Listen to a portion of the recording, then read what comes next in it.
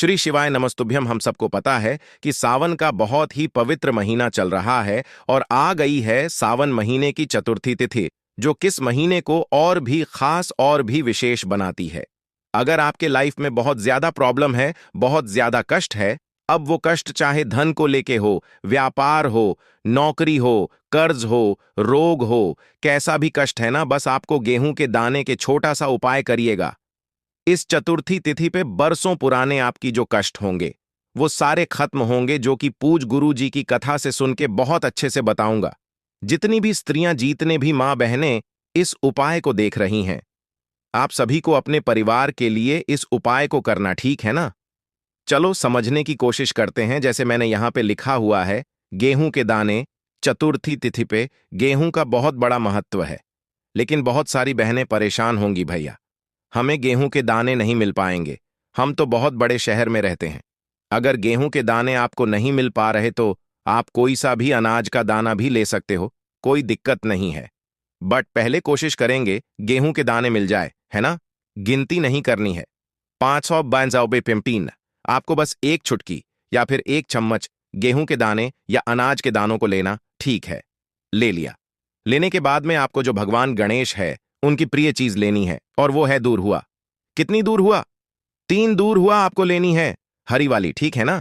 हरी वाली 3 दूर वाली जिएगा। और साथ ही साथ आपको लेनी होगी बेलपत्र, एक बेलपत्र बहुत प्यारी से सुंदर सी। अब यहां पे स्टेप समझते हैं कि हमें और कैसे इस उपाय को करना है। आपको यहां पे स्क्रीन पे दिख रहा होगा तांबे का लोटा, इसमें जल भरिएगा अपने घर से, ठीक है ना? सारा काम स्टार्ट हुआ।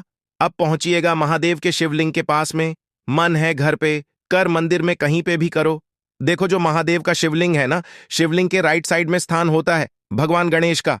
अरे होता है कि नहीं होता? तो आपको क्या करना है, जो आपके पास में गेहूं के दाने या अनाज के दाने हो, उन अनाज के दानों को आपको भगवान गणेश के स्थान पर यहां पे समर्पित करना है, जैसे मैं कर रहा हूं ना। आपको भी ऐसे ही समझ में अपने जीवन की जो भी आप पे कष्ट है, उन कष्टों का ध्यान करते हुए गेहूं को दाने को भगवान गणेश के स्थान पर समर्पित कर देना। कहां पे समर्पित किया? भगवान गणेश के स्थान पे। आपके पास में दूर हुआ है, कितनी दूर हुआ है?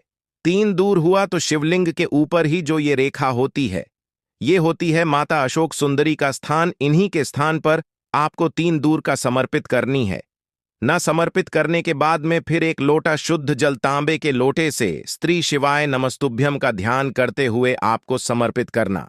इतना समर्पित करने के बाद में मैंने आपको एक बेलपत्र भी दिखाई थी। जब आप जल समर्पित कर चुके, उसके बाद में जिस व्यक्ति को आपके घर में कष्ट है, उस व्यक्ति का नाम और गोत्र बोल के लास्ट में उस एक बेलपत्र को महादेव के शिवलिंग के ऊपर, जो भी व्यक्ति सावन महीने की चतुर्थी तिथि पे इस उपाय को कर लेता है, उसके जीवन की जो कष्ट होते हैं, जो प्रॉब्लम्स होती हैं, वह सारी समस्याएं धीरे धीरे करके खत्म होना स्टार्ट हो जाती हैं। ना तो भूलिएगा नहीं कोई लोग, हर व्यक्ति को, हर इंसान के उपाय को करना है, क्योंकि बहुत आसान सा और बहुत छोटा सा ये उपाय था, ठीक है ना? चलो आगे बढ़ते हैं इस वीडियो के हम लोग अपने दूसरे उपाय के तरफ। और ये जो दूसरा उपाय है, आज के टाइम पे हर एक घर की, हर एक फैमिली की प्रॉब्लम बन चुकी है, और वो समस्या होती है धन संपदा को लेके। भैया हमारे घर में मां लक्ष्मी की कमी रहती है, धन संपदा घर में टिकता नहीं है, हम लोग बहुत ज्यादा परेशान हैं। क्या करें? उसके लिए आपको लेना होगा मात्र एक शमी का पत्ता, है ना? इससे ज्यादा मत लेना, सिर्फ एक शमी का पत्ता लीजिएगा। शमी के पत्ते को लेकर के पहुंच जाएंगे महादेव के शिवलिंग के पास में।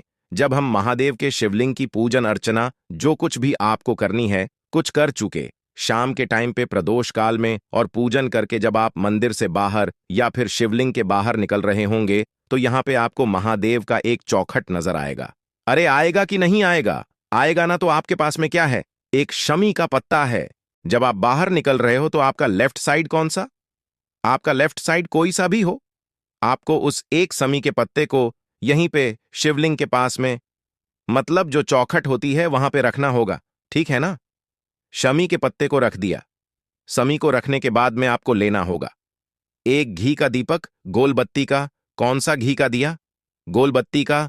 उसी शमी पत्र के बगल में मयूर ध्वज का नाम लेकर के जो भी व्यक्ति सावन महीने की या फिर किसी भी चतुर्थी तिथि पे शाम के टाइम पे प्रदोष काल में समीप पत्र के बगल में महादेव की चौखट पे लगा देता है, उनके घर में कभी पैसों को लेके कमी नहीं हो सकती। हमेशा महालक्ष्मी का वास आपके घर में बना हुआ होगा, ठीक है ना। बस एक ही चीज का ध्यान रखना है कि जब आप उस दीपक को जला रहे हो, प्रज्वलित कर रहे हो, तो आपको मयूर ध्वज भगवान का नाम लेना है। और जब आप शिवलिंग के पूजा करके बाहर निकल रहे हो तो आपके लेफ्ट साइड में उस दीपक को प्रज्वलित करना। बस इसी दो चीज का ध्यान रखिएगा, कभी भी आपके घर में धन संपदा को लेके कोई कमी नहीं हो सकती। हमेशा मां लक्ष्मी का वास आपके घर में बना हुआ हो, ठीक है ना। करिएगा। तो यहाँ पे हम लोगों ने अपने 2 उपाय की बात कर ली है। आगे बढ़ते हैं अब इस वीडियो के हम लोग अपने तीसरे उपाय की तरह। बहुत फेमस ये चतुर्थी तिथि का गुरुजी की किताब में लिखा हुआ उपाय है।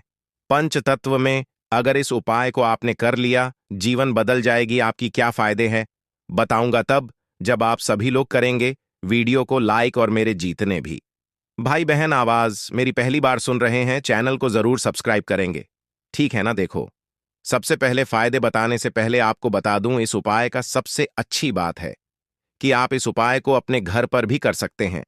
कहीं बाहर भी नहीं जाना चाहो तो जा सकते हो, या फिर घर पे। सबसे पहले बात करते हैं इस उपाय के बेनिफिट क्या है। जैसे मान लीजिए कि आपके घर का कोई भी सदस्य है, चाहे आपके हस्बैंड हो, आपकी वाइफ हो, आपके बच्चे हो, माँ बाप हो, भाई बहन हो, घर का कोई भी सदस्य है ना जो गलत संगति में चला गया है ना, और वो आपको चाहिए दिशा में आ जाए। हमसे प्रेम करें, घर वालों से प्रेम करें, घर में एकता बना के रखें। आपको लेना होगा 2 सुपारी, ठीक है ना। सिर्फ और सिर्फ 2 सुपारी आपको लेनी है। और हां, सुपारी 2 तरीके की आती है, एक खाने वाली, एक पूजा पाठ वाली। तो आपको मार्केट से पूजा पाठ में इस्तेमाल करने वाली सुपारी को लेना, ठीक है ना। ले लिया, लेने के बाद में आपको जाना होगा महादेव के शिवलिंग के पास में, ठीक है ना। चाहे अपने घर पे कर लो, मंदिर में कर लो, कहीं पे भी कर सकते हैं। कितनी सुपारी आपके पास में? 2 सुपारी, ठीक है ना। जो 1 सुपारी होगी वो महादेव के ही शिवलिंग के ऊपर आपको समर्पित करना है, आपको महादेव का ध्यान करते हुए, ठीक है ना। हो गया दूसरी सुपारी जो शिवलिंग पे जलाधारी होती है, जैसे हम लोग कटी भाग बोलते हैं। माता का हस्तकमल जहां से शिवलिंग स्टार्ट होता है, उस स्थान पर आपको दूसरी सुपारी समर्पित करनी है। और जब ये दोनों सुपारी आप समर्पित कर रहे हैं तो उस व्यक्ति का नाम और गोत्र जरूर बोलेंगे। जिस व्यक्ति वो गलत संगति से आपको वापस लेकर के आना, फिर आपकी मर्जी है, जल चढ़ाएं या ना चढ़ाएं, लेकिन यह 2 सुपारी आपको जरूर समर्पित कर रही है। जो भी व्यक्ति चतुर्थी तिथि पे 2 सुपारी का यह उपाय कर लेता है, उस व्यक्ति का नाम और गोत्र बोल के वह व्यक्ति आपके घर में वापस जरूर आता है जो गलत दिशा में चला गया है, गलत संगति में चला गया, ठीक है ना। करके जरूर देखेंगे। तो यहां पे हम लोगों ने बात कर ली है अपने 3 उपाय की। एक सबसे आखिरी और बहुत छोटे से उपाय की बात हम लोग करने जा रहे हैं। बहुत ध्यान सुनिएगा। देखो, आपको लेना होगा इसके लिए लाल चंदन। लेकिन बात करते हैं कि भैया इस उपाय से हमें फायदा क्या होगा। जैसे मान लीजिए आपके घर में कोई भी व्यक्ति ऐसा है जिसकी बीमारी खत्म नहीं हो पा रही है, या फिर कोई भी ऐसा व्यक्ति है जिसकी इच्छा पूरी नहीं हो पा रही है, तो आप इस उपाय को जरूर करेंगे, है ना। उसके लिए आपको लाल चंदन लेना। लाल चंदन को छोटी सी कटोरी में लेकर के इसका बहुत ही गाढ़ा सा टाइट सा पेस्ट तैयार कर लेना, ठीक है ना। गाढ़ा सा पेस्ट बनाना, और पेस्ट बनाने के बाद में आपको जरूरत होगी इस जैसे एक बेलपत्र की, बहुत प्यारी से सुंदर सी। मेरी बात बहुत ध्यान से सुनिएगा, ठीक है ना। आपको इस बेलपत्र पे 3 बिंदियां लगानी है। सावन की चतुर्थी तिथि है तो वो 3 बिंदियां 3 नामों से लगानी है। बात समझिएगा, जो सबसे पहली बिंदी लगाओगे भगवान गणेश के नाम की लगाएंगे, बेलपत्र के बड़े पत्ते पे, ठीक है ना। एक बिंदी कहां लगाओगे? बेलपत्र के बड़े पत्ते पे भगवान गणेश के नाम की। जो दूसरी बंदी लगाओगे वो नीचे की छोटी पत्तियों को रिद्धि के नाम से, और जो एक और छोटी सी पत्ती किसके नाम से? सिद्धि के नाम से। एक बिंदी भगवान गणेश के नाम की बड़ी पत्ती पे, दूसरी बिंदी और तीसरी बिंदी रिद्धि सिद्धि के नाम से नीचे की दोनों छोटी पत्तियों पे लगाना है। ना लगा दिया, इस बेल पत्र को उठाना, एक तांबे का लोटा लीजिएगा, उसमें जल भरिएगा और जल को भर करके पहुंच जाना महादेव के शिवलिंग के पास में। तरीका समझेंगे। मैंने आपको बताया है कि महादेखो जो सबसे प्रिय है उनका नाम है माता अशोक सुंदरी। मानते हो आप भी, तो उस एक बेलपत्र को माता अशोक सुंदरी के स्थान पर आपको कुछ इस तरीके से समर्पित करनी है।